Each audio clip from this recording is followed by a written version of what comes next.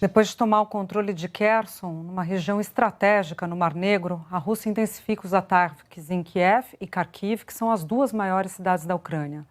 Fortes explosões foram registradas durante a noite na capital e ficou para hoje a segunda rodada de negociações sobre um possível cessar-fogo entre os diplomatas russos e ucranianos lá em Belarus. Bom, vamos conversar com a Cecília Malan, porque esse possível cessar-fogo também é colocado muito em xeque por muitos especialistas. Muita gente analisa que o eventual encontro entre as partes servirá para dar mais tempo para os russos. E a gente vai conversar com a Cecília, que está em Londres, né, Cecília? Bom dia para você. Bom dia, Júlia. Bom dia a todos. Bom, nenhum sinal de paz, de recuo.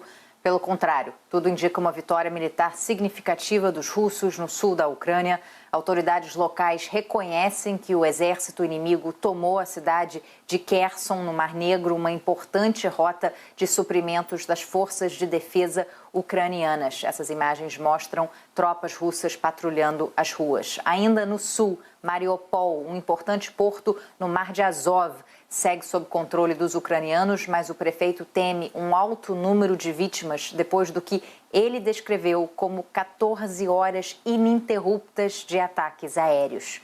Perto dali, em Melitopol, uma imagem impressionante, moradores aparentemente desarmados, mas unidos na coragem, tomaram as ruas para impedir a aproximação de tropas russas. Os soldados atiram para cima, mas a multidão não se dispersa. A maioria, como vocês podem ver nas imagens, é homem, mas dá para ver mulheres também e até crianças de colo, apesar do grande risco pessoal que enfrentam.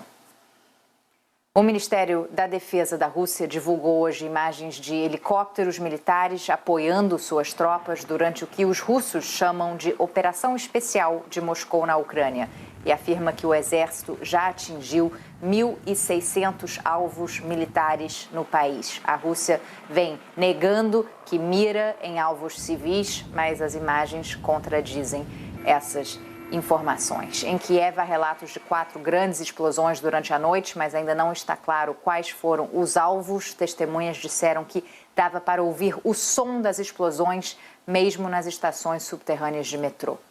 E na segunda maior cidade do país, Kharkiv, os bombardeios seguem intensos. O presidente Volodymyr Zelensky falou em terrorismo do Estado russo porque alvos civis, como eu disse, estão sendo atingidos, até mesmo nessa região que tem uma enorme população de etnia russa. Imagens de satélite divulgadas por uma empresa americana de tecnologia mostram a dimensão dos ataques russos na Ucrânia. Nelas é possível ver casas, áreas residenciais, locais de comércio fortemente danificadas por causa dos bombardeios. O governo ucraniano voltou a pedir a abertura de corredores humanitários, ou seja, de rotas seguras para o transporte de alimentos, remédios, ambulâncias e a retirada de crianças e de feridos. Apesar do terror, a esperança para o diálogo ainda não morreu. A segunda rodada de negociações da Rússia e da Ucrânia, como você disse, Júlia, devem acontecer hoje em Belarus, mas o Kremlin já tinha dito isso ontem e não aconteceram porque a Ucrânia insiste no fim dos bombardeios antes de qualquer conversa. Compreensível, né? Se alguém está atirando em você, você não para conversar. Júlia. Exato, principalmente com essas informações de tiros contra a população civil, né? Ataques contra a população civil, mísseis em edifícios residenciais.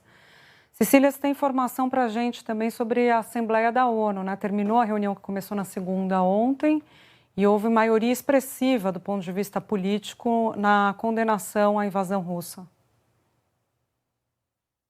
É um voto bastante simbólico, né, Júlia? Foi uma ampla maioria, com o apoio do Brasil, inclusive. A Assembleia Geral das Nações Unidas condenou a invasão. Foram 141 votos a favor da resolução que condena a invasão russa e pede a retirada imediata das tropas da Ucrânia.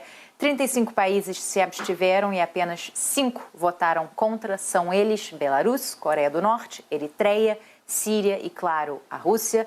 Que clube, hein?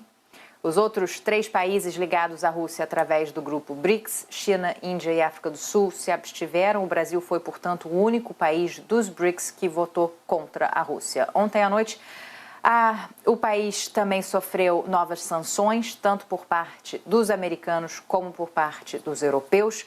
O Departamento de Justiça dos Estados Unidos anunciou a criação de uma força-tarefa com o objetivo de sufocar economicamente pessoas muito próximas ao governo de Vladimir Putin. Eu volto já com mais informações, Júlia. Combinado, Cecília. Obrigada. Então, vamos conversando no decorrer dessa manhã aqui do Brasil.